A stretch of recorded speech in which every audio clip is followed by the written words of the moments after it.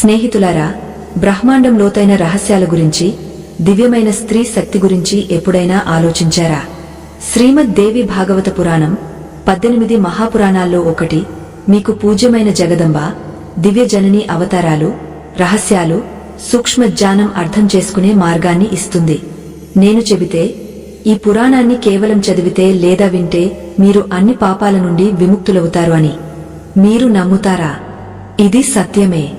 ఈ పవిత్ర గ్రంథం రోగాలు, చెడు ఆత్మలు, నెగటివ్ ఆలోచనలు నాశనం చేసే అద్భుత శక్తిని కలిగి ఉంది. కాని ఇందులో ఒక ప్రత్యేక రహస్యం దాగ ఉంది. నవరాత్రిలో ఈ పురాణాన్ని వినేవారికి దివ్య జనని నుండి అపారమైన ఆశీర్వాదాలు లభిస్తాయి. వారి సౌభాగ్యం మేల్కొంటుంది.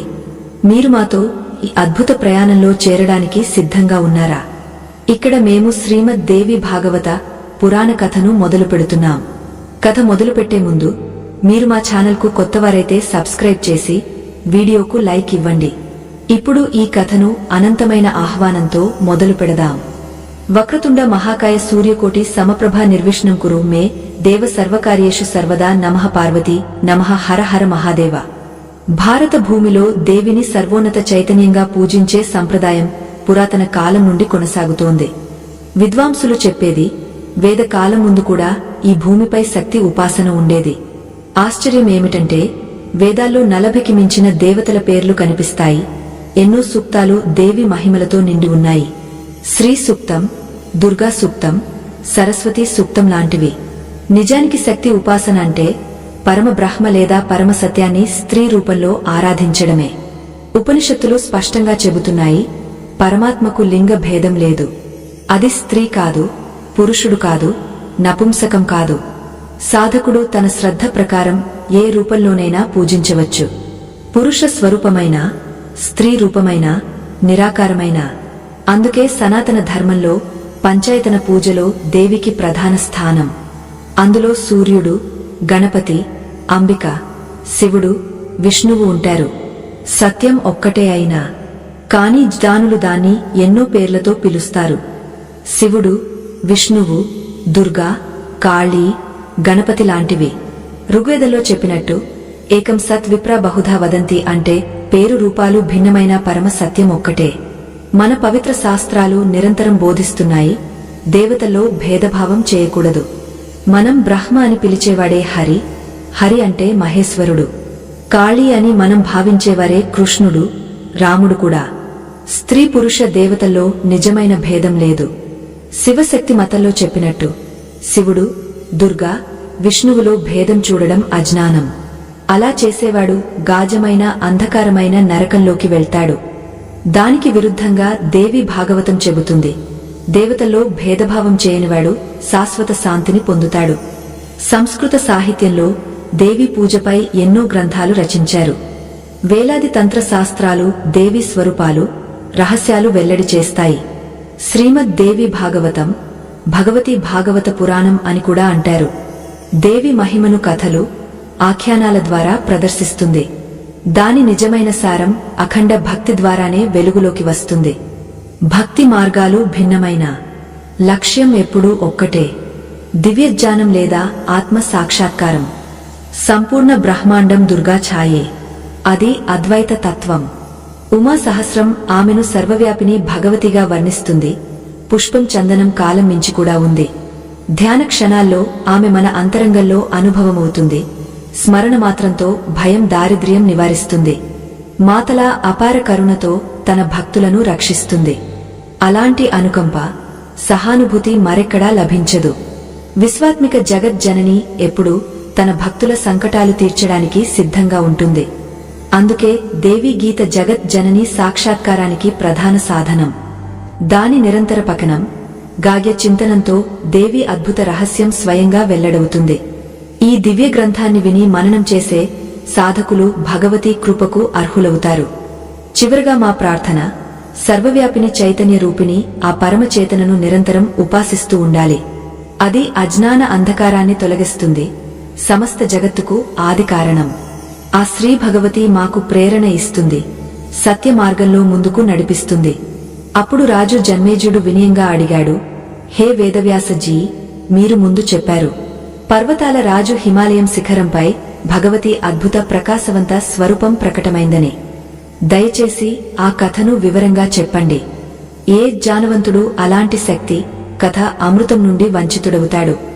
అమృతం తాగినవాడికి మరణం సాధ్యమే, కాని శక్తి కథ వినేవాడికి మరణం ఎప్పుడూ రాదు. దానికి శ్రీ వేదవ్యాసుడు చెప్పాడు, హే రాజా, మీరు నిజంగా ధన్యులు. ఎందుకంటే మీ భక్తి దేవిపై అచంచలమైనది. మీరు మహాత్ముల అమూల్య బోధలను ఆత్మసాత్ చేసుకున్నారు. ఇప్పుడు శ్రద్ధగా ముందు కథ వినండి.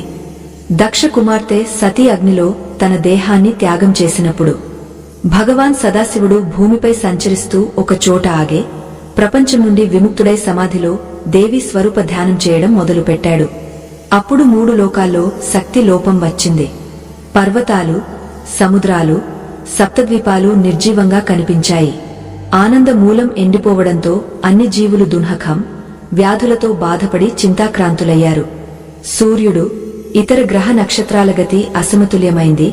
దేవతలపై సంకటం పట్టుకుంది. అదే సమయంలో తారక అనే అసురుడు పుట్టి త్రైలోక్య స్వామి అయ్యాడు. అతడికి బ్రహ్మదేవుడి నుండి వరం లభించింది, శివుడి ఓరస పుత్రుడు మాత్రమే అతన్ని చంపగలడని. కాని అప్పుడు శివునికి భార్య లేదు. కాబట్టి దేవతల చింత మరింత గాయమైంది. వారు ఆలోచించడం మొదలుపెట్టారు, మా ఉద్ధారం ఎలా జరుగుతుందని. చివరకు అన్ని దేవతలు వైకుంఠం వెళ్లి భగవాన్ విష్ణువును ఉపాయం అడిగారు. అప్పుడు శ్రీ విష్ణువు చెప్పాడు, మణిద్వీపంలో విరాజమానమైన మహామంగళమే జగదంబ భువనేశ్వరి స్వయంగా ఉన్నప్పుడు వ్యర్థ చింత ఎందుకు? ఇది మా పరీక్ష, బోధ కోసమే. తల్లి కొన్నిసార్లు స్నేహంతో, కొన్నిసార్లు తాడనతో తన బిడ్డను పెంచినట్టు, అలాగే జగత్ జనని మమ్మల్ని రక్షిస్తుంది. కాబట్టి నిష్కపటంగా ఆమె శరణు వేడండి, ఆలస్యం చేయకండి. మహావిష్ణువు ఈ ఆజ్ఞ ఇచ్చి లక్ష్మీదేవితో సహా అన్ని దేవతలను హిమాలయం దగ్గరకు భగవతి ఆరాధనకు పంపాడు. అక్కడికి వెళ్లి దేవతలు కలిసి ఉపాసన మొదలుపెట్టారు. కొందరు దేవీ ధ్యానం చేయడం మొదలుపెట్టారు. కొందరు నామ జపం, కొందరు సూక్తాల పఠనం, కొందరు నామావళిలతో అర్చన, కొందరు మంత్ర ఉపాసన, కొందరు నియమాలు, అనుష్ఠానాల్లో మునిగిపోయారు. ఇంతలో హే రాజా, మీరు ఈ కథ వింటున్నప్పుడు మనసు భ్రమించడానికి ప్రయత్నిస్తుంది. కాని మీరు దీన్ని మొదటి నుండి చివరి వరకు వినాలి. శ్రీమద్ దేవి భాగవతాన్ని కనీసం 2-3 సార్లు వినాలి. తద్వారా మాత తన భక్తులకు ఏమి ఉపదేశం ఇవ్వాలనుకుంటుందో అర్థం చేసుకోవచ్చు. ఈ దివ్య జ్ఞానం భాగ్యవంతులకు మాత్రమే లభిస్తుంది. మీరు నిజంగా సౌభాగ్యవంతులు. కాబట్టి కామెంట్లో జయమాతాది అని తప్పకుండా రాయండి. ఛానల్ సబ్స్క్రైబ్ చేసి సనాతన కుటుంబంలో భాగం అవ్వండి. ఇలా సమయం గడిచిపోతూ ఉంది. అకస్మాత్తుగా చైత్రమాస శుక్ల నవమి శుక్రవారం రోజు దేవతల ముందు ఆ అలౌకిక ప్రకాశం ప్రకటమైంది. దాని వర్ణన వేదాలు మాత్రమే చేయగలవు. 4 దిక్కుల్లో ఉన్న వేదాలు ఆ తేజస్సు స్తుతి చేస్తున్నాయి. ఆ ప్రకాశం కోట్ల సూర్యుల సమానం, ఆ శీతలత కోట్ల చంద్రుల సమానం. తేజస్సు శీతలత 2 సమానం. ఆ తేజస్సుకు ఎత్తులో, వెడల్పులో, మధ్యలో సరైన కొలత లేదు. ఆ తేజస్సు కోట్ల మెరుపుల సమానంగా ప్రకాశవంతం, అరుణ ఆభతో అలంకృతమై కనిపించింది. దానికి మొదలు లేదు, ముగింపు లేదు. దానిలో చేతులు, కాళ్లు లాంటి అవయవాలు కూడా కనిపించలేదు. కాబట్టి అది స్త్రీ, పురుషుడు లేదా నపుంసక రూపంలో ఉందని చెప్పడం అసాధ్యం. హే రాజా, ఆ తేజోమయ ప్రభతో అన్ని దేవతల దృష్టి ఆశ్చర్యంతో నిండిపోయింది. వారు స్థిరంగా మళ్లీ చూసినప్పుడు ఆ ప్రకాశం ఒక దివ్య మనోహర స్త్రీ రూపంలో ప్రకటమైంది. నవయవన కాంతితో అలంకృతమైన ఆ కన్య దేవి అవయవాలు అత్యంత రమణీయం, సుకుమారంగా కనిపించాయి. ఆమె ఉబ్బిన పుష్టమైన నాభి నుండి కమల కలికలు వికసించినట్టు కటి మేఖలపై ఘంటికల మధుర ధ్వని వాతావరణంలో మారుమ్రోగుతోంది. చేతుల్లో స్వర్ణ కంకణాలు, బాజుబందులు, మనుల హారాలు కనిపించాయి. ముఖంపై పడే తంతులాంటి లటలు కేతకి హారాల్లా అలంకరించబడ్డాయి. ఆమె నేత్రాలు కమల పత్రాల్లా విశాలం, గాగె నలుపు. భగవతి ముక్కు ఉన్నతం, ఉబ్బినది. ఓష్క్యాలు మధురం, హాసముఖం. దంతాలు కుంద పుష్పాల్లా సుసజ్జితం. మనుల హారం, రత్నముకుటం, చంద్రార్ధాకార అలంకరణలు ఆమె సౌందర్యాన్ని మరింత శోభాయమానం చేస్తున్నాయి. కేశపాసం మల్లికా మాలతి మాలలతో అలంకృతం, లలాటంపై కుంకుమ తిలకం స్పష్టంగా మెరుస్తోంది. ఆమె త్రినేత్ర స్థితిలో సూర్య, చంద్ర, అగ్ని రూపనేత్రాలు దివ్యత్వంలో ఉన్నాయి.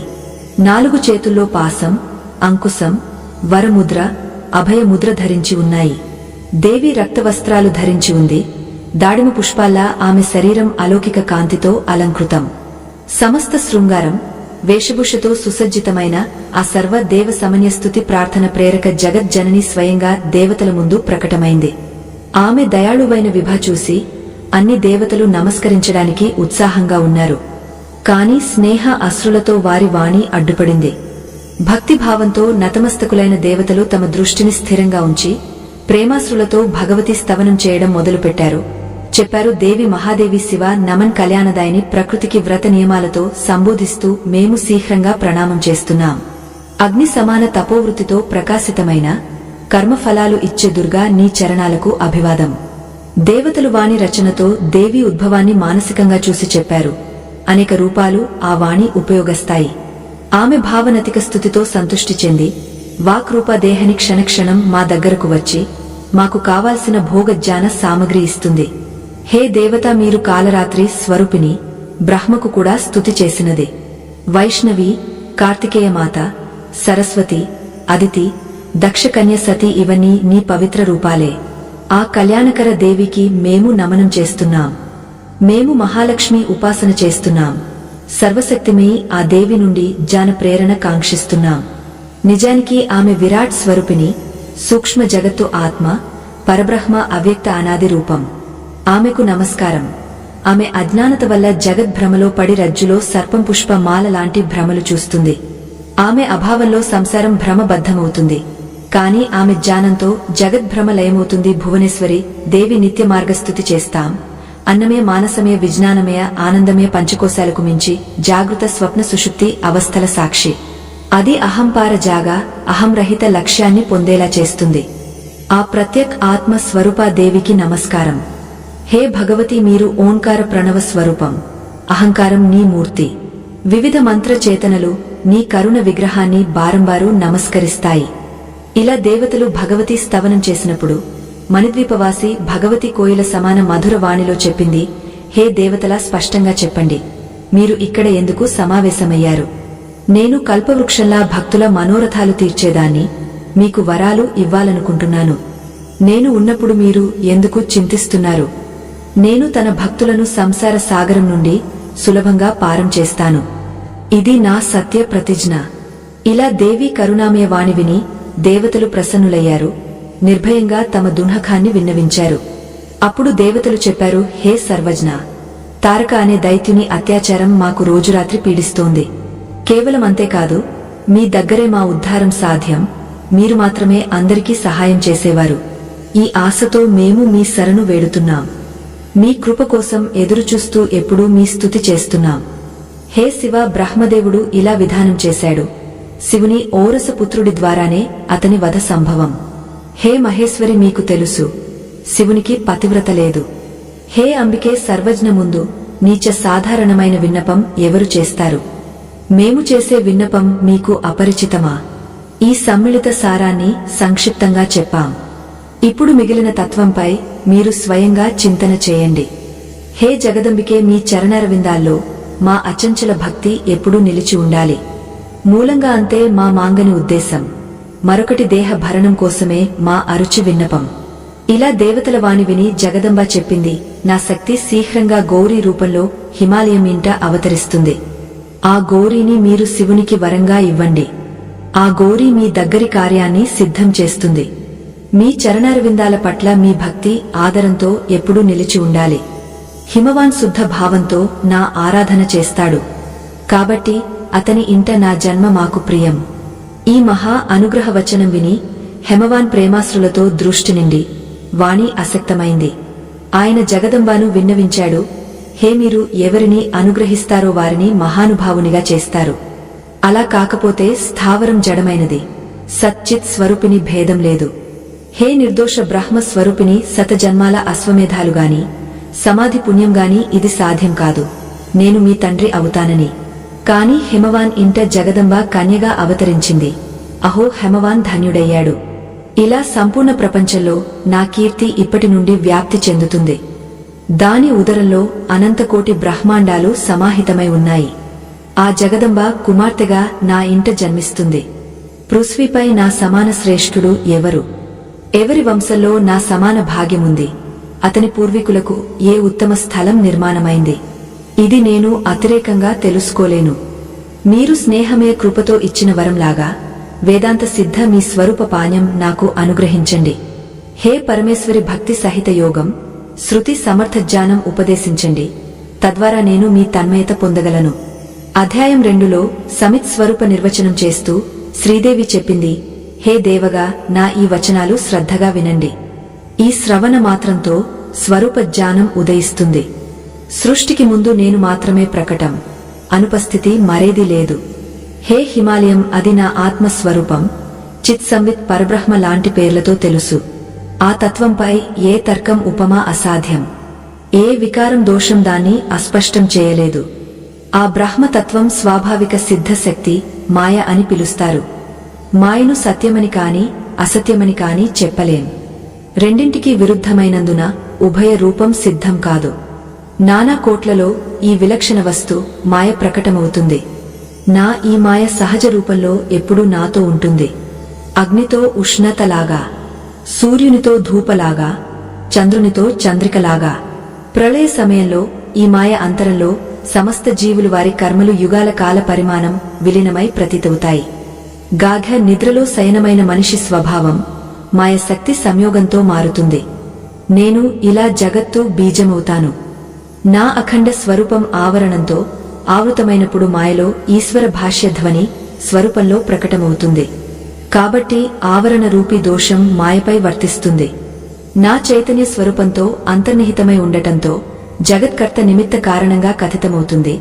స్వయంగా పరిణతమై జగత్ అవుతుంది. కాబట్టి ఉపాదాన కారణం కూడా ఇదే. కొన్ని శాస్త్రాలు మునులు ఈ మాయను తపశబ్దంతో ఉల్లేఖిస్తారు.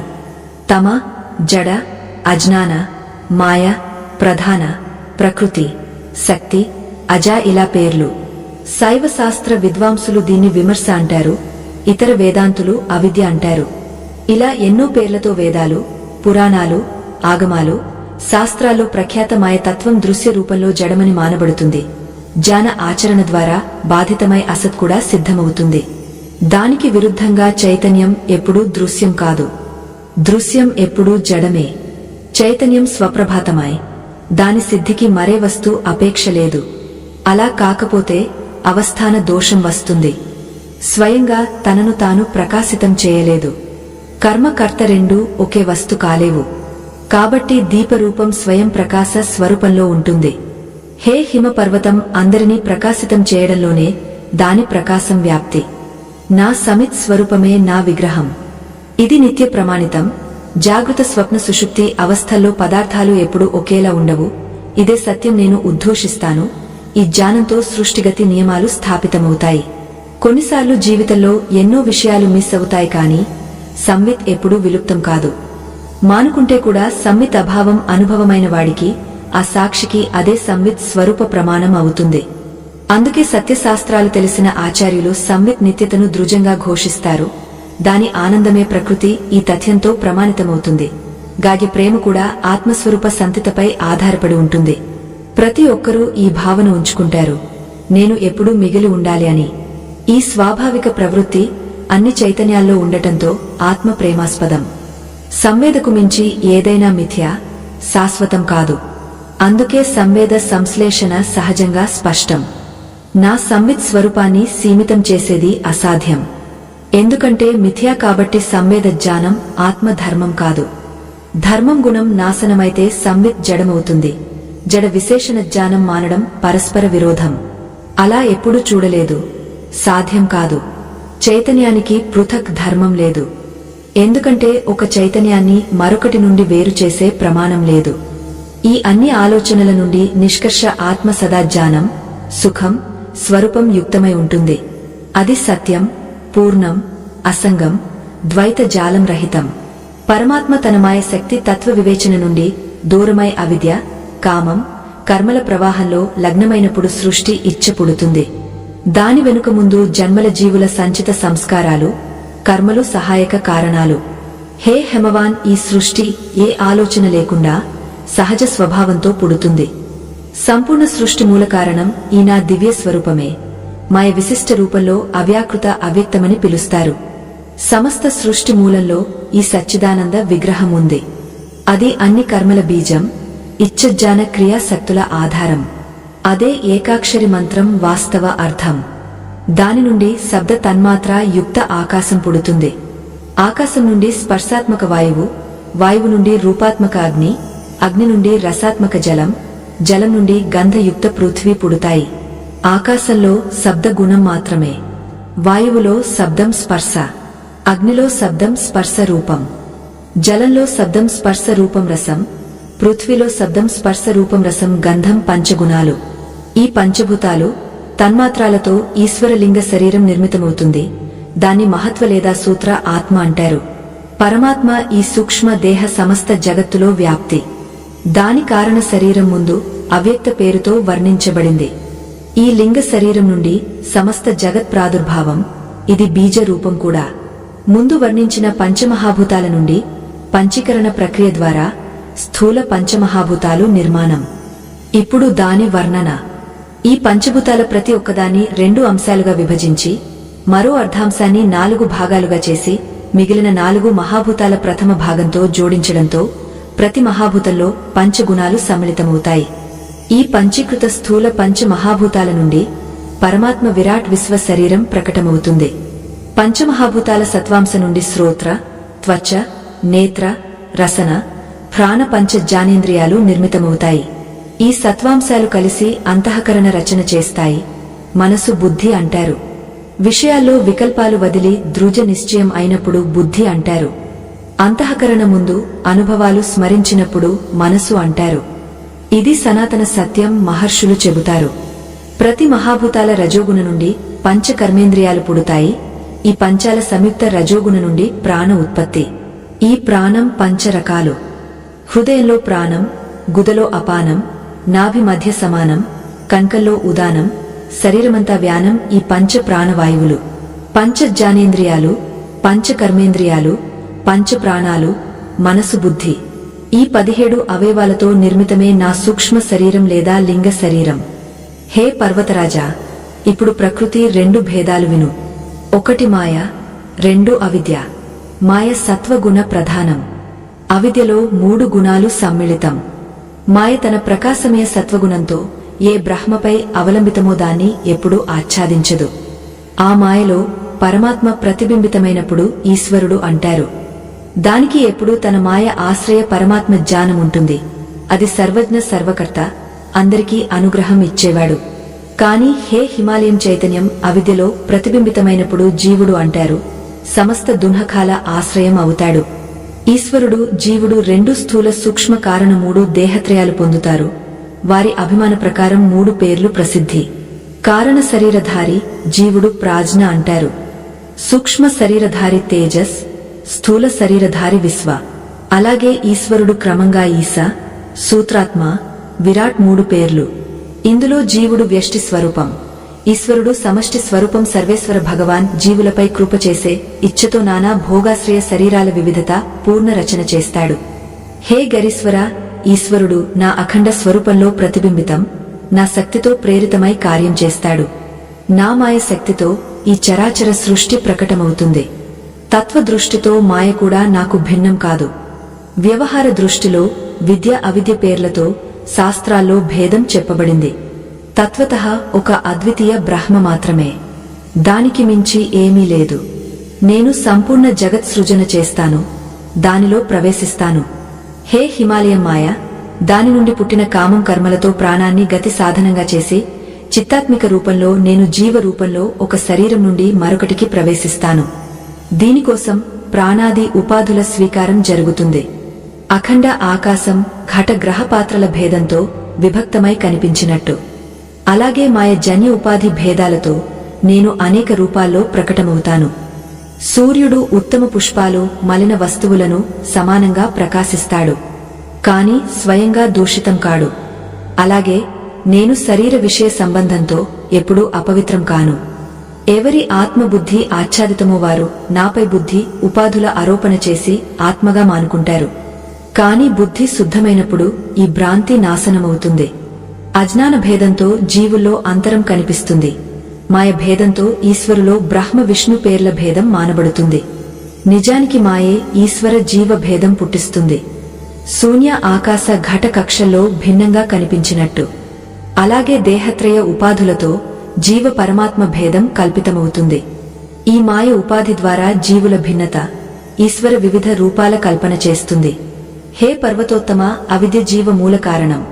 దాని నుండి దేహ ఇంద్రియ ప్రాణ మనసు తత్వాల సంగ్రహం, శరీరంలో అధ్యాసం అహంబుద్ధి వాసన దృజమవుతుంది. శరీర భేదంతో జీవుల్లో భిన్నత అనుభవం.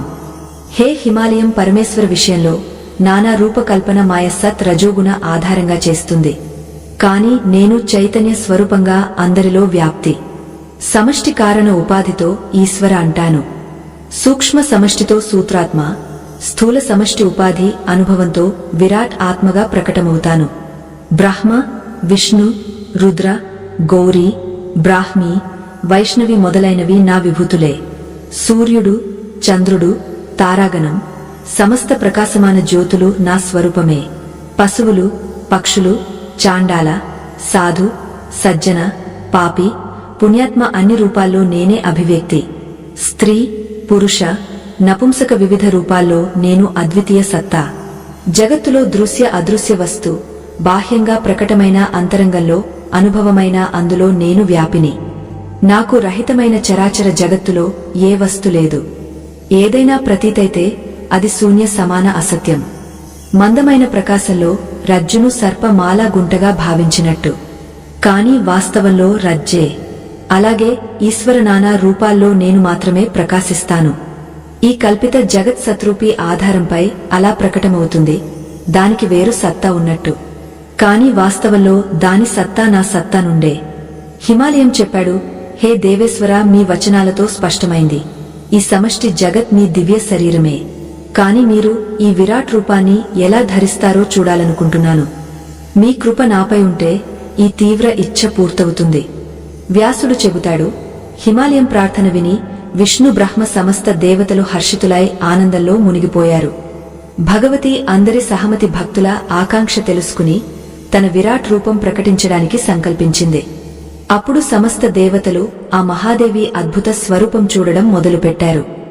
దాని మస్తకం దలోకం, సూర్య చంద్రులు దాని నేత్రాలు, దిశలు దాని చెవులు, వేదాలు దాని వాణి, వాయుతత్వం దాని ప్రాణం, హృదయంలో విశ్వం, జంఘలో పృథ్వీ, నాభిలో ఆకాశం, తారామండలం దాని వక్షం, మహల్లు సమాన దాని గర్దన, ముఖం జనలోకం, తపోలోకం లలాటంలో, సత్యలోకం మస్తిష్కంలో, ఇంద్ర ఇతర దిక్పాలులు దాని భుజలు, ధ్వని దాని శ్రవణ శక్తి, అశ్విని కుమారులు దాని నాసిక, గంధం నాసిక శక్తి, అగ్ని దాని ముఖం, పగలు రాత్రి దాని పక్కటెముకల్లా, భ్రూమధ్యంలో బ్రహ్మలోకం, తాలు జలతత్వం, రసం జిహ్వలో, దంతాలు యమరాజ స్వరూపం, దాడిలో స్నేహం కరుణ, ఆమె ముస్కాన్ మాయ, కటాక్షంలో స్వర్గం, లజ్జలోభం ఓష్కాలు, పీక్యంపై అధర్మం, ఉదరంలో సముద్రం,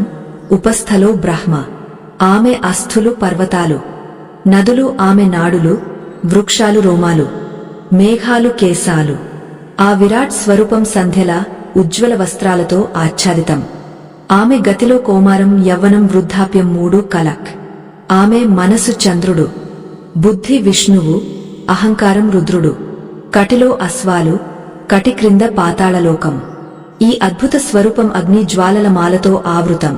ఆమె జిహ్వ అన్ని దిశలు నాకుతోంది. ఈ దివ్య విరాట్ రూపమే ఆ అద్వితీయ దృశ్యం. హిమాలయం సహా సమస్త దేవతలు చూస్తూ ఆనందిస్తున్నారు. ఇలా ఆ అద్భుత దృశ్యం ప్రకటమవుతోంది.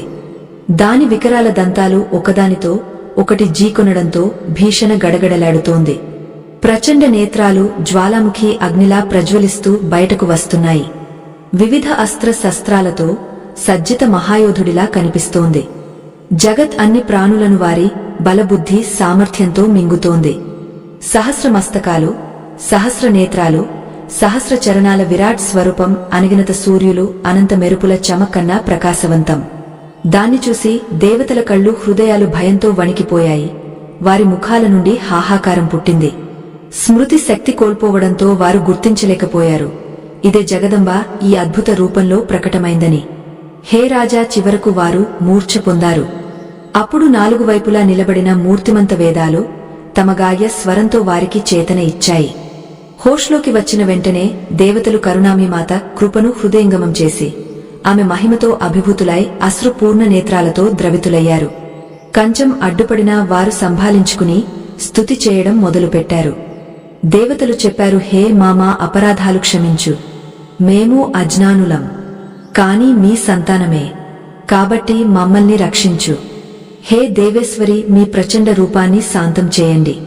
మేము మీ ఉగ్రస్వరూపం చూసి భయభీతులమయ్యాం. మేము మీకు స్తుతి చేసి ప్రసన్నం చేయాలనుకుంటున్నాం. కాని మా అల్పబుద్ధి అల్పజ్ఞానం మీకు ఉచిత స్తోత్రం రచించడంలో అసమర్థం. మీ అద్వితీయ విరాట్ స్వరూపం ప్రభావం పరాక్రమం తెలుసుకోవడం మహా ఆర్షమునులకు కూడా కష్టం. మా సీమిత బుద్ధి ఎలా ఆకలన చేస్తుంది. మీరు భువనేశ్వరి, సచ్చిదానంద బ్రహ్మస్వరూపం. ఓంకారం అహంకారం మీ ధ్వని రూపాలు. మేము మీకు బారంబారు నమనం చేస్తున్నాం. దాని నుండి అగ్ని సూర్య చంద్ర జ్యోతి పుడుతుంది. దాని నుండి వనస్పతి అన్నం ఉత్పాదన. ఆ సర్వాత్మకు మా ప్రణామం. దాని నుండి దేవసాధ్య మనుష్య పశు పక్షులు జన్మిస్తాయి. ఆ సర్వకారణ స్వరూపినికి బారంబారు నమస్కారం. ప్రాణ అపాన జీవనదాయి వాయు గోధుమ జొన్నల లాంటి అన్నం తపశ్రద్ధ రథ బ్రహ్మచర్య నియమాలు అంతా దానిపై ఆధారపడి ఉన్నాయి. ఆ పరమాత్మ స్వరూపకు నమనం. ప్రాణ అగ్ని సప్త జ్వాలలు ఇంద్రియ మన బుద్ధి రూపీ ఇంధనాలతో సప్తలోకాల సృష్టి చేసే ఆ జగదంబకు ప్రణామం. సముద్ర పర్వత నదులు సంచాలన చేసే అన్న రసంతో శరీర పోషణ చేసే ఆ దేవికు ప్రణామం. యజ్ఞ ఉత్పత్తి చేసే దీక్ష యుగ దక్షిణ ఆర్చనలు మంత్రాలు ప్రకటించే ఆ సర్వాత్మకు నమనం. హే జగన్మాత, నాలుగు దిశల్లో మీకు పునః పునః ప్రణామం. హే సురేశ్వరి, ఇప్పుడు మీ భయానక స్వరూపాన్ని సమేటి మమ్మల్ నీ ముందులాగా మీ కరుణామయ అంబా రూపంలో దర్శనం ఇవ్వండి. వ్యాసుడు చెబుతాడు, భయభీత దేవతలను చూసి కరుణామయమా తన ఘోర రూపాన్ని ఉపసంహరించి ఒక దివ్య మధుర రూపం ప్రకటించింది. ఆమె నాలుగు కరాల్లో పాసం అంకుశం వర అభయ ముద్రలు శోభిల్లుతున్నాయి.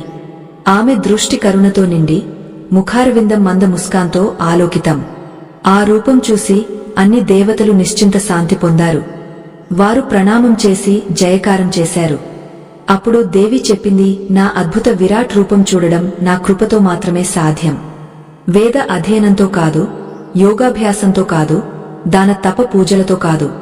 హే హిమాలయం, ఇప్పుడు మూల విషయం చెబుతాను. ఈ దేహమే కారణం. దానివల్ల జీవుడు జన్మ మరణ చక్రంలో బంధితుడవుతాడు, సుఖ దున్హకాల్లో చిక్కుకుంటాడు.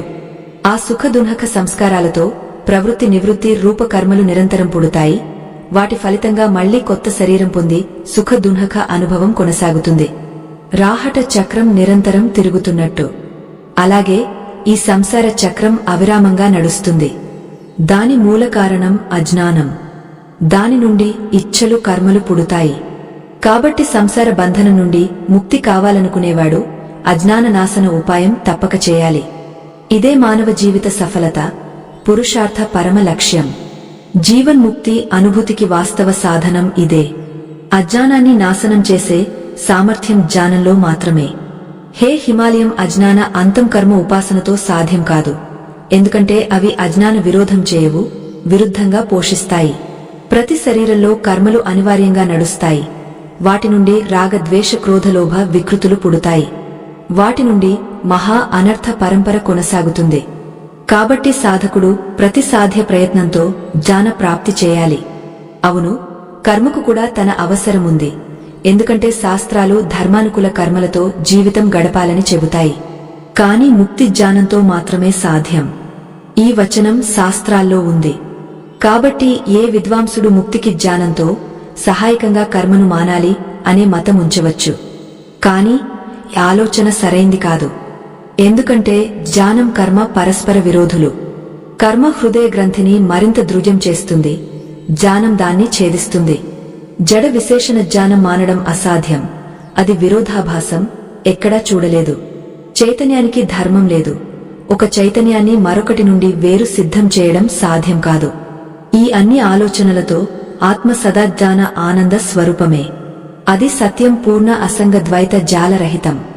పరమాత్మ తన మాయ శక్తి వివేచన నుండి దూరమై అవిద్య కామ కర్మ ప్రవాహంతో యుక్తమైనప్పుడు సృష్టి ఇచ్చ చేస్తాడు. దాని వెనుక ముందు జన్మల్లో జీవుల అర్జిత సంస్కారాలు కర్మలు సహయోగ కారణాలు.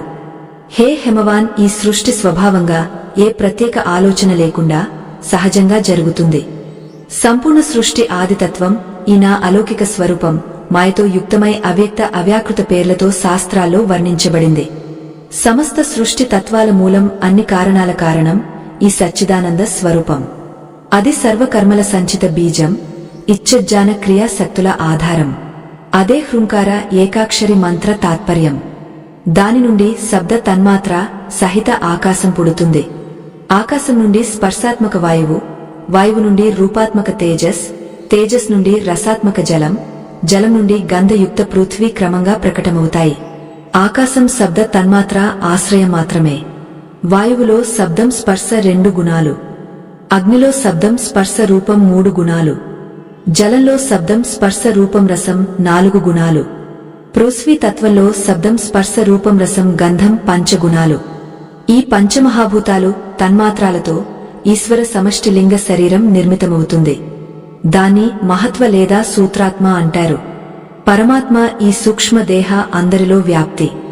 దాని కారణ శరీరం ముందు అవ్యక్త పేరుతో వర్ణించబడింది. ఈ లింగ శరీరం నుండి జగత్ ఉత్పత్తి.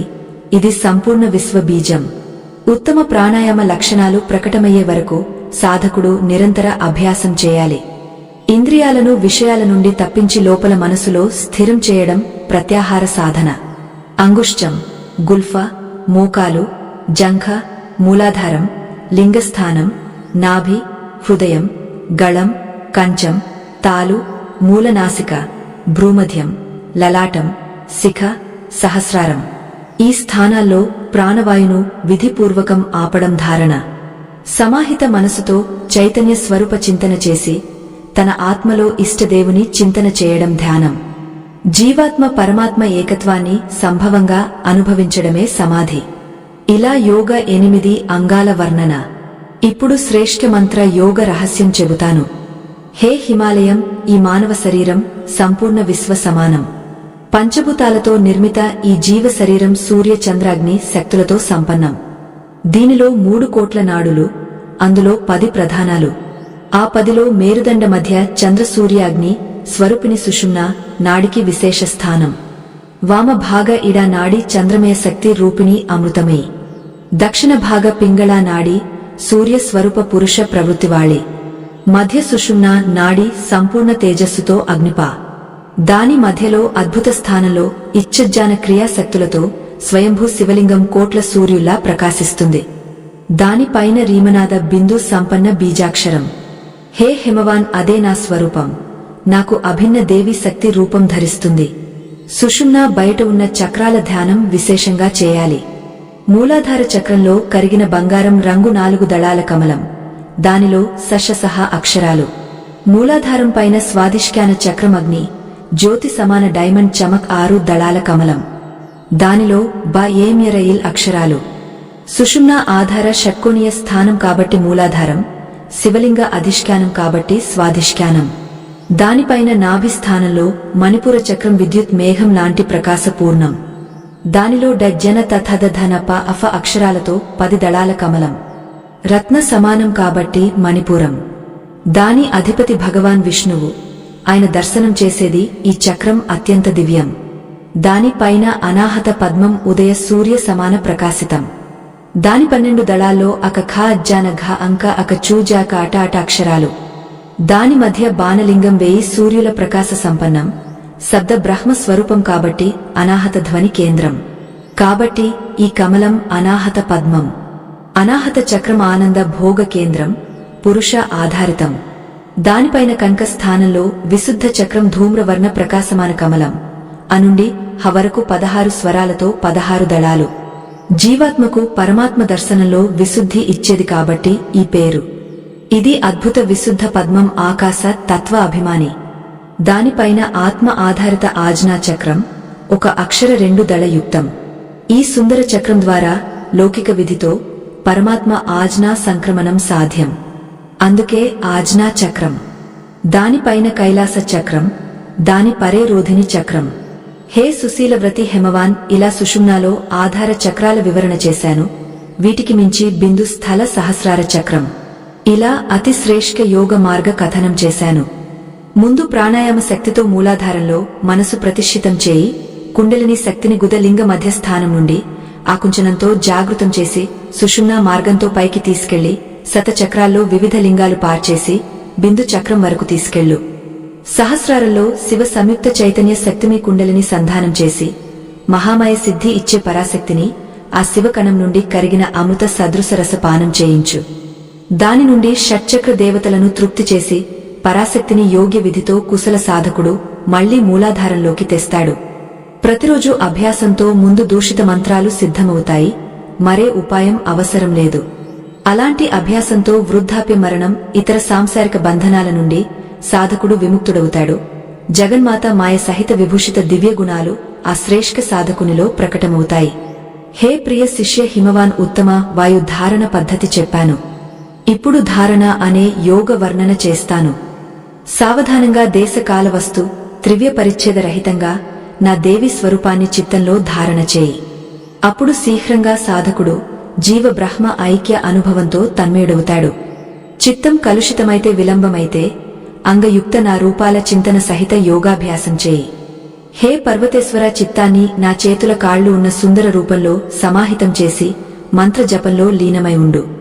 ఒక్కో అంగం స్థిర చింతన చేసి చిత్తం నిర్మలమైనప్పుడు సంపూర్ణ స్వరూపంలో స్థాపితమవు. హే హిమాలయం సంవిత్ స్వరూపిణి దేవతలో మనసు లీనమయ్యే వరకు సాధకుడు తన ఇచ్ఛిత మంత్రహోమాది అంగాలతో జపించు. మంత్ర అభ్యాస బలంతో ఆ ధాతవ్య ప్రకాశం పుడుతుంది. మంత్రం లేకుండా యోగం, యోగం లేకుండా మంత్రం నిష్ఫలం. రెండు సమన్విత అభ్యాసంతో బ్రహ్మజ్ఞాన ప్రాప్తి. అజ్ఞాన ఆవరణలో పడిన గ్రహం దీపంతో ప్రకాశమానమవుతుంది. అలాగే మాయ ఆవృత ఆత్మస్వరూపం మంత్ర ప్రకాశంతో అనుభవంలోకి వస్తుంది. ఇలా సంపూర్ణ అంగసహిత యోగ విధి ప్రతిపాదన చేశాను. ఇది గురు ఉపదేశంతో మాత్రమే సాధ్యం. కాబట్టి సాధకుడు శృతుల మహాసాగరంలో మునిగిన గురు ఉపదేశం లేకుండా ఈ జ్ఞానం అమలు చేయకు. సర్వవ్యాపి స్వరూపం ఒక చైతన్య ప్రకాశం మానవ హృదయ గుహలో ప్రకటమై సమస్త జగచ్చరాచర పదార్థాల ఆధారం. ఆ ప్రకాశం సత్య రూపంలో ప్రకాశిస్తే ప్రకట అప్రకట రూపాలకు మించి తేజస్వి, సూక్ష్మతరం అనుకు మించి సూక్ష్మం. ఆ దివ్య సంపూర్ణతలో సారా భవనం. అక్కడ నివసించే ప్రాణులు ఉన్నాయి. ఆ బ్రహ్మను నా స్వరూపంతో తెలుసుకోవాలి. అది అక్షర బ్రహ్మ, అది ప్రాణం. వాణి మనాది అంతా దాని స్వరూపం. అది ప్రకట అమృత రూప సత్యం. హే ప్రియ శిష్య, అదే ఒకే జ్ఞాన యోగ్య వస్తు. దాన్ని లక్ష్యం చేసే ప్రయత్నం బాణం వేదన లాంటి తీవ్రం. కాబట్టి ఉపనిషదీయ వాక్యం లేదా ప్రణవాన్ని ధనుస్సుగా మాని సాధనలో బుద్ధిని తీక్ష్ణం చేసి ఆ బాణంతో లక్ష్య అన్వేషణ చేయి. ఆ అక్షరభాన ప్రత్యంచలో ఏకాగ్ర చిత్తంతో మనసు స్థిరం చేసి బ్రహ్మ లక్ష్య వేదన చేయి. ప్రణవ ధనుస్సు బుద్ధి సర బ్రహ్మ లక్ష్యం. ప్రమాద త్యాగం చేసి నిరంతర అన్వేషణ వేదన అభ్యాసం చేయి. లక్ష్యం వేదితమైనప్పుడు దానిలో తన్మయుడవు. ఆ తత్వంలో ద్రవం, పృథ్వీ, అంతరిక్షం మొదలైన సంసార విస్తారం సమాహితం. అది అఖండ ఆత్మతత్వం. దాని సాక్షాత్కారం చేసి ఇతరలోక వ్యవహార త్యాగం చేయాలి. ఎందుకంటే ఇది అమృత తత్వ ప్రాప్తికి ఏకైక సాధనం. నాభిలో ప్రతి జీవితం కేంద్రీకృతమైనట్టు అలాగే హృదయంలో చేతనతో సమస్త నాడులు మార్గాలు కేంద్రీకృతం. హృదయంలో చైతన్య ఆత్మ వివిధ రూపాల్లో ప్రకటం. ఓం జపంతో ఆత్మ ధ్యానం చేస్తూ ఉంటే అన్ని అజ్ఞాన అంధకారాలు పారవుతాయి.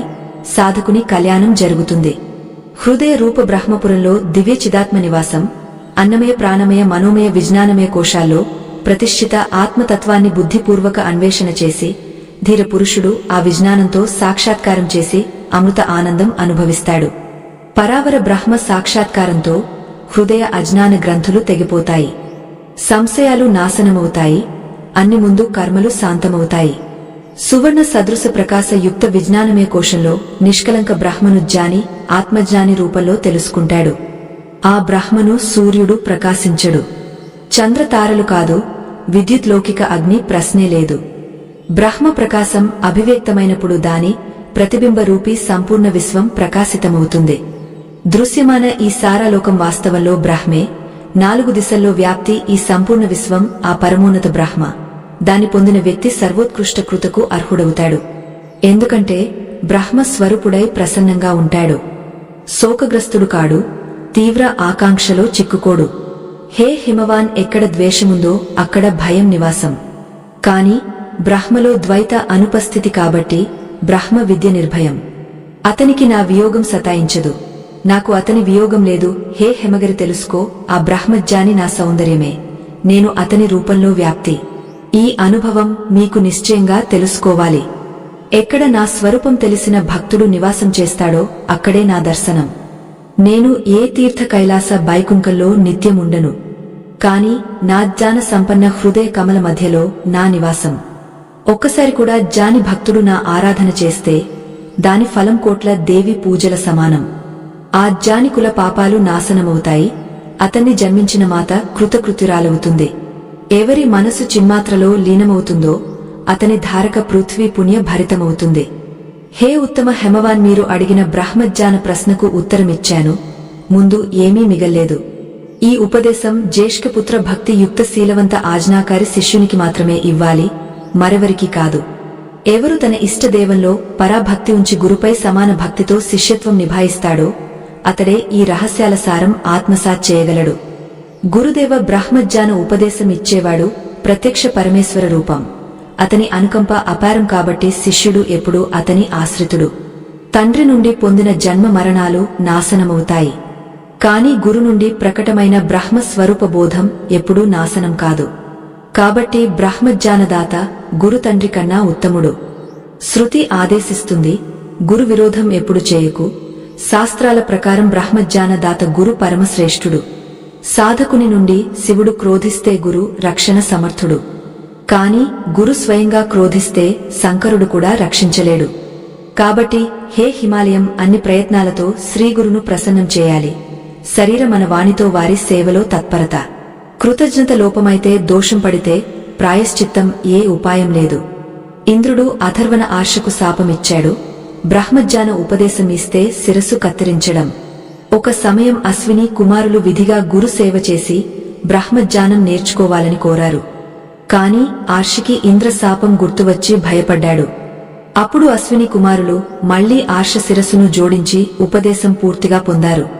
హే హిమాలయం, దీని నుండి సిద్ధమవుతుంది. కఠిన సాధన సంకటాలు సహించి బ్రహ్మ విద్య పొందుతారు. బ్రహ్మ విద్య పొందిన జ్ఞాని కృతకృత్యుడవుతాడు. అధ్యాయం 7 భక్తి మార్గం హిమాలయం చెప్పాడు. ఎవరిలో వైరాగ్య లోపముందో అతడు మధ్య సాధకుడు. భక్తి లేకుండా జ్ఞాన మార్గం అతనికి కష్టం. అలాంటి వ్యక్తికి నా సాధన వ్యాఖ్యానం కృప అవసరం. శ్రీదేవి చెప్పింది, హే పర్వతేంద్ర, మోక్ష ప్రాప్తికి శాస్త్రాల్లో 3 మార్గాలు చెప్పాను. కర్మయోగం, జ్ఞానయోగం, భక్తి యోగం. వీటిలో భక్తి యోగం అందరికీ సులభం. ఎందుకంటే ఇది మనోభావంపై ఆధారపడి స్వతంత్రం. శరీర మన పీడలకు మించి. మనుషుల గుణభేద ప్రకారం భక్తిని 3 రకాలుగా విభజించారు. దానిలో చూపించడం ఈర్ష్య, క్రోధం, పరపీడ కలిసి ఉంటే తామసీ భక్తి. సాధకుడు పరపీడ త్యాగం చేసి కళ్యాణం కోసమే భక్తి చేస్తే, కాని మనసులో యశస్కామన భోగలోలుపత తత్వప్రాప్తి ఉద్దేశం లేదా తీవ్ర భక్తి చేస్తూ ఉపాస్య స్వరూపాన్ని తనకు వేరుగా మాని భేద బుద్ధి చేస్తే రాజసీ భక్తి. వేదోక్త కర్మల పాలన అవసరం. కర్మ పరమేశ్వర అర్చన కావచ్చు, పాప నాశన సాధనం. ఈ నిశ్చయంతో సాధకుడు ఎప్పుడు నా పట్ల ప్రేమపూర్వక కర్మ చేస్తే, హే హిమవాన్, అది సాత్విక భక్తి. ఈ భక్తి భేద బుద్ధిపై ఆధారపడి పరాభక్తి కాదు, కాని సాధనమవుతుంది. తులనాత్మకంగా జ్ఞాన మార్గాన్ని సర్వోపరి సాధనం మానాలి. నా దివ్య గుణాల స్మృతి చేయడం, నా నామాల నిత్య కీర్తన, నా కళ్యాణ గుణాలను మనసులో ధారణ చేయడం, ఇది పరాభక్తి సాధన. ఈ సాధనలో సాధకుడు మరే విషయాల కాంక్షతో ప్రేరితుడు కాడు. సామీప్య, సారూప్య, సాయుజ్య, సాలోక్య 4 ముక్తి రూపాల తీవ్ర ఇచ్ఛలేదు. నా సేవ తప్ప మరేమీ తెలియదు. సేవ్య భావముంచి మోక్ష కామన లేదు. తీవ్ర అనురాగంతో జాగృతంగా నా చింతన చేసేవాడు తన ఆత్మస్వరూపంతో అభిన్నంగా నన్ను గుర్తించడం మొదలు పెడతాడు. భేద బుద్ధి త్యాగం చేస్తాడు. సాధకుడు అన్ని జీవులను నా చిత్ స్వరూపంలో చూస్తాడు. అతని ప్రేమ తన ఆత్మస్వరూపంలా సహజంగా ఇతర జీవులతో ఉంటుంది. చైతన్యం సర్వత్రా సమానంగా వ్యాప్తి. కాబట్టి భేద బుద్ధి త్యాగం చేసినవాడు నా సర్వత్ర విద్యమాన అన్ని రూపాలకు నిమ్న జాతి అయినా ఉన్నత రాజు అయినా నమస్కార ఆదరం చేస్తాడు. అతడు ఎవరినీ వ్యతిరేకించడు, ద్రోహం చేయడు. ఈ పరమ భక్తుడు నా తీర్థస్థానాలు, నా భక్తులు, వారి దర్శనంలో ఎప్పుడూ తత్పరుడు. నా సంబంధిత సత్సంగ శ్రవణ మంత్ర జపతంత్ర ప్రయోగాల్లో అతని స్వాభావిక శ్రద్ధ కనిపిస్తుంది. నా చింతన సమయంలో ప్రేమతో అతని సంపూర్ణ శరీరం ఉల్లాసితమవుతుంది. నేత్రాలు ప్రేమాశ్రులతో ఓతప్రోతమవుతాయి, వాణి ఆనందంతో గద్గదమవుతుంది. హే హిమాలయం, జగత్మూల బీజం, సమస్త కారణాల కారణం, నన్ను అనన్య భావంతో పూజించేవాడు పరమభక్తుడు. అలా ఉంటూ తన సామర్థ్య ప్రకారం పాఖండ రహితంగా భక్తిలో లగ్నమై నిత్య నైమిత్తిక కర్మల పాలన చేస్తాడు. నా ఉత్కృష్ట వ్రతాలు కూడా పాలిస్తాడు. హే పర్వతేంద్ర, అతనిలో స్వభావతః నా ఉత్సవాలు ఆయోజన చేయడం లేదా ఇతరుల దర్శనం చేయడంలో రుచి.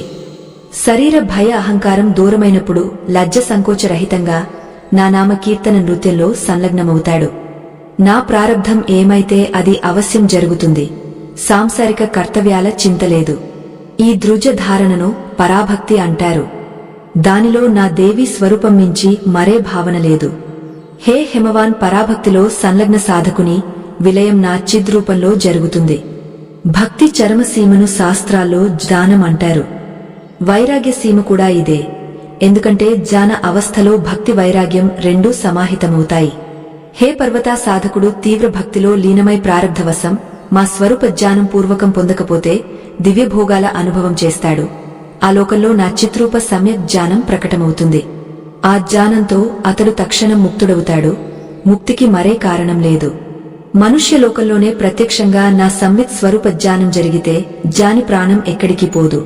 ఎందుకంటే బ్రహ్మజ్ఞాని స్వయంగా బ్రహ్మే. జ్ఞానం ఆత్మ అజ్ఞాన నాశనం మాత్రమే చేస్తుంది. ముందు పొందిన ఆత్మ ప్రాప్తి మానబడుతుంది. కోల్పోయిన సువర్ణ హారం శోధించి మళ్లీ గళంలో పొందినట్టు. హే పర్వతోత్తమ, నా స్వరూపం విదితం, రెండు వర్గాలకు భిన్న విలక్షణం. దాని అనుభవం మానవ సాధకుడు తన అంతర్మనలో స్పష్టంగా చేయవచ్చు.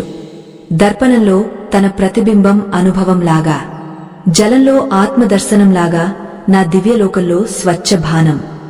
ధూపంలో ఛాయ సూర్యప్రకాశం వేరు వేరుగా కనిపించినట్టు. జడ చైతన్య భేదం స్పష్టం. కాని నా స్వరూప భానం ద్వైతరహితం. అలాంటి జ్ఞానం అవశ్యం పొందుతుంది. తీవ్ర వైరాగ్యంతో జ్ఞాన ప్రాప్తికి ముందు శరీరం వదిలిన సాధకుడు బ్రహ్మలోకంలో నివాసం చేస్తాడు. శుద్ధ చరణ శ్రీమంత గృహంలో జన్మించి సాధన అక్కడి నుండి మొదలు పెడతాడు. హే పర్వతరాజా, పరమాత్మ జ్ఞానం ఒక జన్మలో కాదు, అనేక జన్మల్లో పొందుతాడు. కాబట్టి ఇప్పుడు నుండి జ్ఞానం కోసం సంపూర్ణ ప్రయత్నం చేయాలి. లేకపోతే మహాహాని. ఎందుకంటే మానవ జన్మ మళ్లీ దుర్లభం. అందులో వేద శిక్ష కష్టంగా లభిస్తుంది. యోగాభ్యాస సిద్ధి పొందడం, ఉత్తమ సమితి గురు సన్నిధి అనుగ్రహం అత్యంత దుర్లభం. అనేక జన్మల పుణ్య సంచయంతో ఇలాంటి జన్మ లభిస్తుంది. శరీరంలో ధర్మ సంస్కారం, ఇంద్రియాల్లో తేజస్విత లభిస్తుంది. వాటి ఉపయోగంతో మోక్ష ఇచ్చ పుడుతుంది. ఇలా సాధన సఫలమైన మానవుడు జ్ఞానం కోసం విశేష ప్రయత్నం చేయకపోతే అతని జన్మ వ్యర్థం. హే పర్వతరాజా, అందుకే యథాశక్తి జ్ఞానార్థి సద్గురు ఉపాసన నిరంతరం చేయాలి.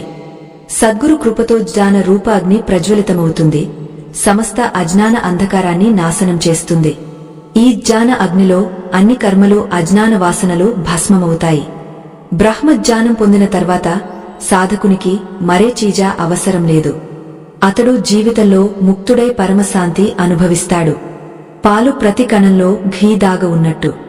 అలాగే జగత్ ప్రతి అనుభూతిలో ఆత్మ విజ్ఞానముంది. మనసు రూపమథని ఉపయోగించి సతత చింతన సాధనతో అది సాక్షాత్కారమవుతుంది. అన్ని వేదాంత శాస్త్రాలు జోరుగా ఘోషిస్తాయి, జ్ఞాన ప్రాప్తితో మాత్రమే జన్మ పూర్ణత. హెమవాన్, నేను సంక్షేపంగా అంతా చెప్పాను. మరి ఏమైనా తెలుసుకోవాలంటే చెప్పు. అధ్యాయం 8 దేవి క్షేత్ర వ్రతాల వివరణ. హిమవాన్ మాట్లాడాడు. హే దేవుల ఈశ్వరి, పృథ్వీపై పవిత్ర, మీకు ప్రియమైన ప్రధాన దర్శనీయ స్థానాలు ఎన్ని? దయచేసి చెప్పండి. ఏ వ్రతాలు, ఉత్సవాలు విని చేస్తే మనిషి పూర్ణంగా కృతకృత్యుడవుతాడు? దయచేసి వాటి గురించి చెప్పండి. శ్రీదేవి చెప్పింది, నేను సర్వోపని కాబట్టి అన్ని దృశ్య పదార్థాలు నా స్థానాలే. అన్ని కాలాలు వ్రత స్వరూపాలే. సర్వ సమయాలు ఉత్సవ యోగ్యమే. హే నగాధిరాజా, అయిన భక్తులపై అత్యంత వాత్సల్యంతో ప్రేరితమై కొన్నింటిని ఎంచుకుని చెబుతాను. నా ఈ వచనం శ్రద్ధగా విను. కోల్హాపూర్ నా ప్రధాన స్థానం, అక్కడ లక్ష్మీ సతత నివాసం. సహ్యాద్రిలో పరశురామమాత రేణుక నివాస స్థానం మాథుర్ నా పరమస్థానం. నా 3వ స్థానం తులజాపూర్, 4వది సప్తశృంగం. అలాగే హిమ్లాజ్ జ్వాలాముఖి స్థానాలు శాకంభరి, బ్రాహ్మణి, శ్రీ రక్తదంతిక, దుర్గా స్థానాలు శ్రేష్టం. సర్వోత్తమ స్థానం వింధ్యవాసిని.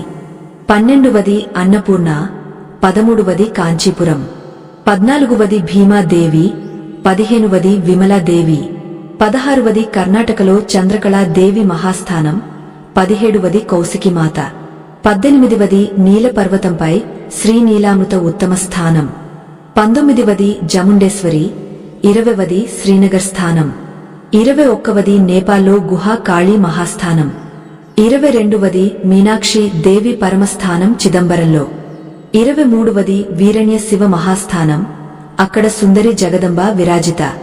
ఏకాంశులో పరాశక్తి ప్రతిష్ఠితం, 24వ స్థానం. 25వది మదాలస దేవి శ్రేష్ఠ స్థానం, 26వది యోగేశ్వరి దేవి, 27వది చీన దేశంలో నీల సరస్వతి స్థానం. వైద్యనాథంలో బగళాముఖి దేవి సర్వోత్తమ, 28వ స్థానం. 29వది నా స్థానం శ్రీమద్ భువనేశ్వరి దేవి మణిద్వీపంలో. 30వది సతీయోని మండల స్వరూపం, కామాఖ్య పేరుతో ప్రసిద్ధ త్రిపుర భైరవి స్థానం. ఈ స్థానం మహామాయ నివాస స్వరూపం, భూమండల అన్ని క్షేత్రాల్లో రత్నరూపం. ఈ ధరాతలంపై దీనికన్నా శ్రేష్ఠ జగదంబా స్థానం లేదు. ఈ స్థానంలో భగవతి సాక్షాత్ ప్రతిమ రజస్వల. కామాఖ్య స్థానంలో ఉన్న అన్ని పర్వతాలు వాస్తవంలో దేవతా రూపాలు. ఆ పర్వతాల్లో ఇతర దేవతల ముఖ్య నివాసం. అక్కడి సంపూర్ణ పృథ్వీ దేవీ స్వరూపం. విద్వాంసుల మాన్యత, కామాఖ్య యోని మండల తప్ప మరే స్థానం ఉత్తమం కాదు. దీని మించి ఇతర స్థానాలు ఇలా: శ్రీ పుష్కర క్షేత్రంలో గాయత్రీ దేవి, అమరేశంలో చండికా ప్రభాస క్షేత్రంలో, పుష్కర నైమిష మహాక్షేత్రంలో, లింగధారిణి పుష్కరాలయంలో, కామాక్షి చందనవనంలో, చారుదంతి సంఖినిలో, శంకరి త్రిశంఖులో, త్రిశంకరి ముండి మహాస్థానంలో, దమ పరమేశ్వరి భారభూతిలో భూతి నాకు స్థానంలో, నకులేశ్వరి అధ్యాయం 9 అంతర్పూజా విధి. హెమవాన్ మాట్లాడాడు: హే దేవదేవి మహేశ్వరి కరుణ సాగర అంబికే, మీ పూజ చేసే ఉత్తమ ప్రకారం ఏమిటి? దయచేసి చెప్పండి. శ్రీదేవి చెప్పింది: హే రాజా, భగవతికి అత్యంత ప్రియమైన విధి జగదంబా పూజా విధి. హే పర్వత శ్రేష్ఠ, అత్యంత శ్రద్ధతో విను. నా పూజ 2 రకాలు. 1 బాహ్య పూజ, 2 ఆంతరిక పూజ. బాహ్య పూజకు 2 రకాలు: వైదిక, తాంత్రిక. హే హిమవాన్, మూర్తి భేదంతో వైదిక పూజకు 2 భేదాలు. వేదోక్త దీక్ష పొందినవారు వైదిక పూజ చేయాలి. తంత్రోక్త దీక్ష పొందినవారు తాంత్రిక పూజ చేయాలి. పూజా విధి రహస్యం అర్థం కాకపోతే పూజ అధూరా లేదా విపరీతమవుతుంది, సాధకుడు పతితుడవుతాడు. ఇప్పుడు ముందు వైదిక పూజా విధి చెబుతాను. హే పర్వతరాజా, నా ఉత్తమ విరాట్ రూపం మీరు చూశారు. అనంత మస్తకాలు, అనంత నేత్రాలు, అనంత చరణాలు, సర్వశక్తిమాన్, సర్వప్రేరక పరాత్పర స్వరూపం. దాని సర్వదా పూజన, నమన, ధ్యాన, స్మరణ చేయాలి. హే హిమవాన్, శాంత చిత్తంతో ఏకాగ్రమై దంభ అహంకార రహితంగా దేవి పూజలో తత్పరుడై ఆమె శరణులో ఉండి ఆమె దృష్టితో జగచ్చూడి ధ్యాన మంత్ర జపం ఎప్పుడు చేయాలి. అనన్య ప్రేమ యుక్త భక్తితో నా తత్వభావంతో పరిపూర్ణుడవాలి. నా ఈ దివ్య స్వరూపం ఆశ్రయించి యజ్ఞ తపదానాలతో మనసు కర్మలను పరిపుష్టం చేయాలి. హే హిమవాన్, అలా చేయడంతో బ్రహ్మపద ప్రాప్తి సాధ్యం. నా అనుగ్రహంతో సంసార బంధనాల నుండి ముక్తి, మోక్ష అనుభవం. నా స్వరూపంలో ఎప్పుడు తత్పరులు, నాలో మాత్రమే చిత్తం లగ్నం చేసే భక్తులు సర్వోత్తములు. నా ప్రతిజ్ఞ, ఈ భక్తులను శీఘ్రంగా సంసార సాగరం నుండి ఉద్ధరిస్తాను. హే రాజా, నిశ్చయంగా వేదోక్త కర్మ సహిత ధ్యాన భక్తి సహిత జ్ఞానంతో నా ప్రాప్తి కేవలం కర్మలతో సాధ్యం కాదు. వైదిక ధర్మ పాలనతో భక్తి పుడుతుంది. భక్తితో జ్ఞానం ద్వారా పరమార్థ ప్రాప్తి. శృతి స్మృతిలో విధానమైనది సత్య ధర్మం, ఇతర శాస్త్రాల్లో చెప్పినది ధర్మాభాసం. నా సర్వజ్ఞత సర్వశక్తిమత్తంతో వేదాల ఉత్పత్తి. నాలో అజ్ఞానం అసాధ్యం. కాబట్టి నా వచన స్వరూప వేదాలు ఎప్పుడూ అప్రమాణం కావు. శృతుల అర్థాల ఆధారంగా స్మృతి శాస్త్రాలు వికసితం. కాబట్టి మను మొదలైనవి ప్రామాణికత ముఖ్యం. స్మృతుల్లో తంత్ర గ్రంథాల ప్రభావంతో వేద విరుద్ధం ఏదైనా రాసి ఉంటే వైదికులు ఆ అంశం గ్రహించకూడదు. వేద బాహ్య శాస్త్రాలు అజ్ఞానజన్య కారణాలతో దోషయుక్తం కాబట్టి వాటిని ప్రమాణం మానకూడదు. ముముక్షువు ధర్మ విషయంలో వేదాన్ని మాత్రమే ఆధారం చేసుకోవాలి. లోకంలో రాజు ఆజ్ఞ ఉల్లంఘన దుర్లభమైతే సర్వేశ్వరి ఆజ్ఞ స్వరూప శృతి ఉల్లంఘన ఎలా సాధ్యం? నేను వేదాల సంరక్షణకు బ్రాహ్మణ క్షత్రియ జాతులను సృష్టించాను. వారు నా ప్రతిపాదిత ధర్మ రక్షణ చేయాలి. ధర్మక్షయం అధర్మ వృద్ధి జరిగినప్పుడు నేను బ్రాహ్మణ క్షత్రియులు లేదా దివ్య అవతారాల ద్వారా వేద రక్షణ చేస్తాను. వేద పాలన చేయనివారికి ఏ పేరు విన్నా భయం పుట్టించే రక్షకులను సృష్టించాను. పవిత్ర సనాతన వేదోక్త ధర్మాన్ని త్యజించి ఇతర కల్పిత పాఖండ ధర్మం అవలంబించేవారిని రాజు తన రాజ్యం నుండి నిష్కాసితం చేయాలి. అలాంటి భ్రష్టులతో బ్రాహ్మణులు మాటలాడకూడదు, సామాజిక సంబంధాలు ఉంచకూడదు. లోకంలో శృతి స్మృతి విరోధి ఇతర శాస్త్రాలు తమోగుణ ఆధారంగా. దక్ష ప్రజాపతి భృగు ఆసి దధిచి రాసి శాపంతో దగ్ధమైన బ్రాహ్మణుల ఉద్ధారం కోసం సదాశివుడు దామ కాపాలిక కలక భైరవ ఆగమాలు రచించాడు. శైవ వైష్ణవ సౌర శాక్త గానపత్య మతాలు తమ ఆగమాలు రచించాయి. అందులో కొన్ని స్థానాల్లో వేద విరుద్ధ అంశాలు ఉన్నాయి. దాన్ని గ్రహించడంలో వైదికులకు దోషం లేదు. ఏ కారణంతో వేద విరుద్ధ కార్యం చేయడంలో ద్విజ అధికారం లేదు. ఎందుకంటే వేదాధికారం లేనివాడే తంత్రశాస్త్ర అధికారి. కాబట్టి వైదికులు సర్వ ప్రయత్నంతో వేద ధర్మ పాలన చేసి వేదాన్ని మాత్రమే ఆశ్రయించాలి. వేద ప్రకాశంతో ధర్మ మార్గం, పరబ్రహ్మ స్వరూప ప్రకటిజ్ఞాన మార్గం ఉజ్వల అనుభవం. అన్ని తృష్ణలు త్యాగం చేసి నా శరణులో ఉండే సాధకులు సమస్త ప్రాణులపై దయచేస్తారు. అందులో అహంకార అభిమానం లేదు. వారు నా చిత్తంలో ఎప్పుడూ స్థాపితులు. వారు నా చింతనలో లీనమై ఉంటారు. తమ అన్ని క్రియలను నాకు అర్పిస్తారు. నా దివ్య గుణాల స్మరణ చేసి ప్రీతి వ్యక్తం చేస్తారు. వారు సన్యాసి అయినా వానప్రస్థి గృహస్థు బ్రహ్మచారి అయినా అన్ని భక్తులు భక్తిపూర్వక నా విరాట్ స్వరూప ఉపాసనలో నిరంతరం లగ్నమవుతారు.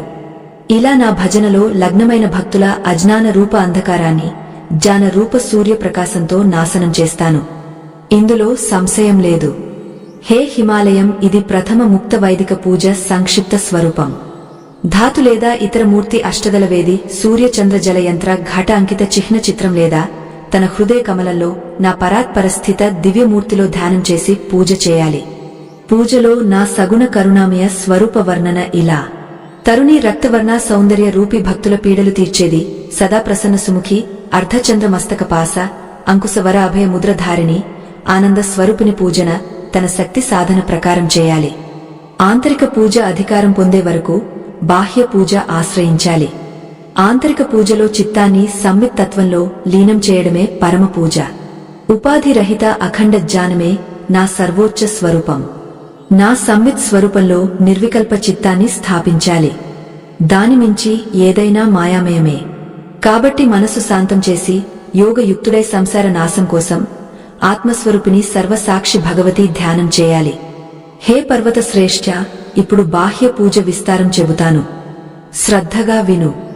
బుద్ధిమంత సాధకుడు ప్రాతకాలం లేచి బ్రహ్మరంధ్రంలో ఉజ్వల కర్పూర ధవళ కమల స్మరణ చేసి తన ఆత్మస్వరూప సుప్రసన్న ఆభూషణ అలంకృత శక్తి సహిత గురుమూర్తి ధ్యానం చేయాలి.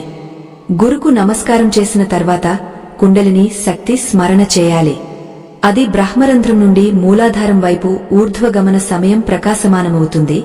తిరిగి వచ్చేటప్పుడు అమృత వర్షంలాగా దిగుతుంది. సుషుమ్నా నాడి పథంలో సంచరించే కుండలిని ధ్యానం చేసి దాని మధ్య శిఖావత్ భాసమాన సచ్చిదానంద స్వరూపిణి చింతన చేయాలి. దాని తర్వాత శౌచాది క్రియలు పాలించాలి. తర్వాత ఉత్తమ బ్రాహ్మణ అగ్నిహోత్ర హోమం చేసి తన ఆసనంపై కూర్చుని పూజ సంకల్పం చేయాలి. మూలమంత్రాల న్యాస భూత శుద్ధి మాతృక న్యాస హ్రీంకార హకార అకార ఇకార్కార్ చేసి దేహంలో ధర్మజ్ఞాన వైరాగ్య ఐశ్వర్య నిర్మిత వేదిలో పూజ మొదలు పెట్టాలి. ప్రాణాయామం తర్వాత పూర్ణ వికసిత హృదయ కమలంలో మహాదేవి ధ్యానం చేయాలి. పంచ ప్రేత బ్రహ్మ విష్ణు రుద్ర ఈశ్వర సదాశివ నా చరణాల క్రింద ఉన్నారు. ఈ పంచదేవులు పంచభూతాల అధిపతులు, సృష్టి స్థితి సంహార నిగ్రహ అనుగ్రహ పంచకృత్యాల అధిపతులు.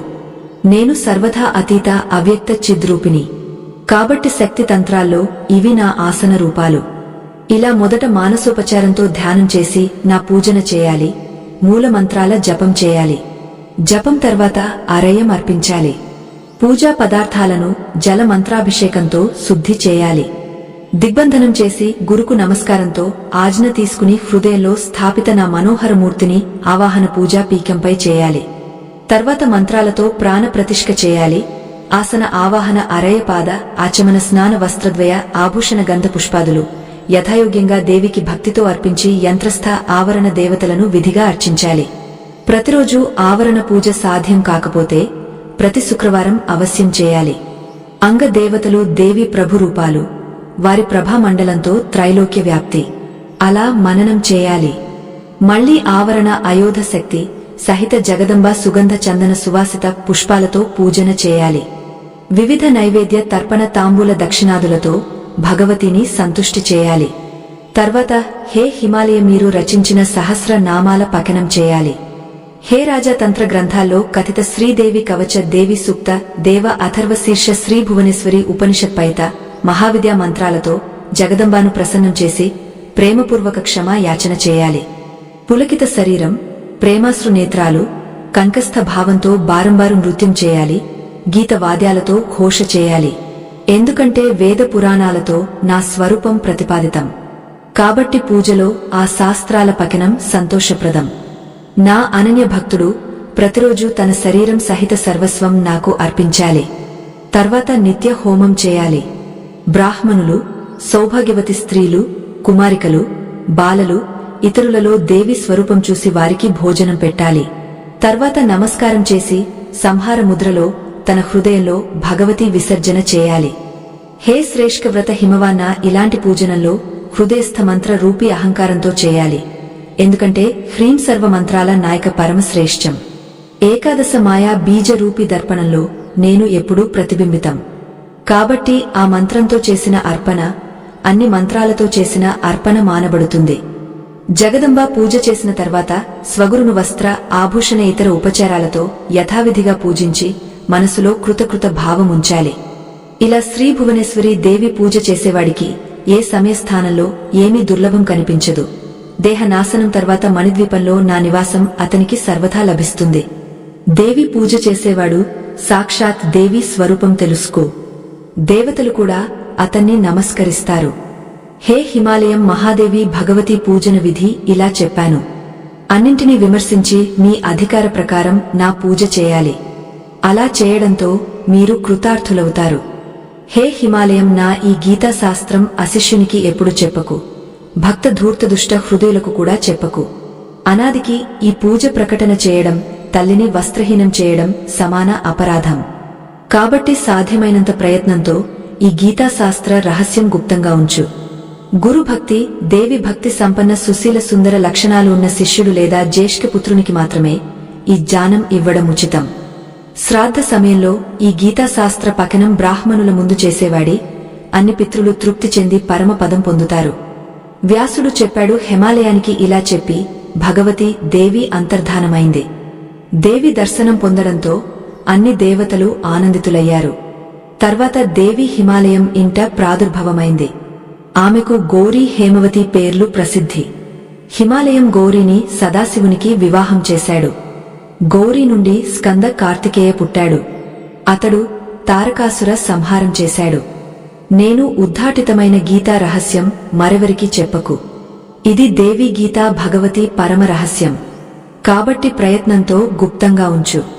హే నిష్పాప జన్మేజయ మీరు అడిగినది సంక్షిప్త ఉత్తరమిచ్చాను. శ్రీ మహాదేవుడు చెప్పాడు. ఇలా శ్రీపార్వతీ ముఖం నుండి శ్రేష్ఠ యోగ సారం విని హిమాలయం జీవన్ముక్తుడయ్యాడు. ఆ మహేశ్వరి కూడా గరిరాజు నుండి యోగ్య వర్ణన చేసి లీలాపూర్వక సాధారణ బాలికలా మాతదూదు తాగడం మొదలుపెట్టింది. గరిరాజు హిమాలయం అత్యంత హర్షోల్లాసంతో గొప్ప ఉత్సవం చేశాడు. అలాంటిది ఎక్కడా చూడలేదు వినలేదు. 6వ రోజు షష్ఠీ దేవి పూజ తర్వాత పర్వతరాజు హిమాలయం పార్వతికి సార్థక పేరు ఇచ్చాడు. ఇలా 3 లోకాల జనని నిత్య స్వరూపిణి శ్రేష్ఠ ప్రకృతి మేనకా గర్భం నుండి పుట్టి హిమాలయం ఇంట నివసించడం మొదలుపెట్టింది. నారదు పార్వతి ద్వారా హిమాలయం నుండి ఉత్తమ యోగ పానీయం చేసేవాడికి ముక్తి సహజం. మునివర భగవతి శరవాణి ఎప్పుడూ ఆ మనిషిపై ప్రసన్నురాలై ఉంటుంది. అతని మనోదుజతతో దేవి పార్వతిపై భక్తి ఉద్భవం. అష్టమి, నవమి, చతుర్దశి తిథుల్లో భక్తితో లగ్నమై శ్రీపార్వతి గీతా పఠనం చేసేవాడు జీవితంలో ముక్తుడవుతాడు. శరదృతువులో మహాష్టమి తిథిపై ఉపవాసముంచి రాత్రి జాగరణ చేసి పకనం చేసేవాడి పుణ్యవర్ణన కష్టం. దుర్గా భక్తిలో నిష్ఠావంతుడు అన్ని దేవతల పూజ్యుడవుతాడు. ఇంద్ర ఇతర లోకపాలులు అతని ఆజ్ఞకు అధీనులవుతారు. అతడు సాక్షాత్ భగవతి కృపతో దివ్య కళలు పొందుతాడు. అతని బ్రహ్మ హత్య లాంటి పాపాలు నాశనమవుతాయి. అతడు సర్వగుణ సంపన్నుడై దీర్ఘాయుష్మంతుడై పుత్రాలు పొందుతాడు. అతని శత్రువులు నాశనమవుతారు. అతడు నిత్య కళ్యాణం పొందుతాడు. అమావాస్య తిథిలో భక్తిపూర్వక శ్రీపార్వతి గీత పకనం చేసేవాడు అన్ని పాపాల నుండి ముక్తుడై దుర్గా తుల్యుడవుతాడు. బిల్వ వృక్షం సమీపంలో కూర్చుని అర్ధరాత్రి పకనం చేసేవాడికి 1 సంవత్సరంలోనే దుర్గా సాక్షాత్ దర్శనం ఇస్తుంది. నారదు దీని గురించి మరిన్ని ఏమి చెప్పగలరు? తథ్యమేమిటంటే పృథ్వీపై ఈ దేవి గీతా పకన సమాన పుణ్యం లేదు. ముని శ్రేష్ఠ ఈ లోకంలో తపస్యజ్ఞ దానాది కర్మల ఫలాలు సీమితం. కాని ఈ గీతా పకన ఫలం అనంతం. ఏ సీమ లేదు. స్నేహితులారా, ఈ వీడియో ద్వారా మీరు ఎన్నో నేర్చుకున్నారని ఆశిస్తున్నాను. ముందు ముందు ఇలాంటి కథలు వినడానికి మా ఛానల్ను సబ్స్క్రైబ్ చేయండి. ఎందుకంటే మాత దుర్గా మరో కొత్త కథ మీకు త్వరలో వినిపించబోతోంది. కాబట్టి మీ అందరినీ గంట బటన్ దబాయించమని విన్నవించుకుంటున్నాను. తద్వారా నా వీడియో మీకు ముందుగా చేరుతుంది. స్నేహితులారా, కథ నచ్చితే వీడియోకు లైక్ ఇచ్చి కామెంట్లో జయమాతా దుర్గా తప్పకుండా రాయండి. ధన్యవాదాలు.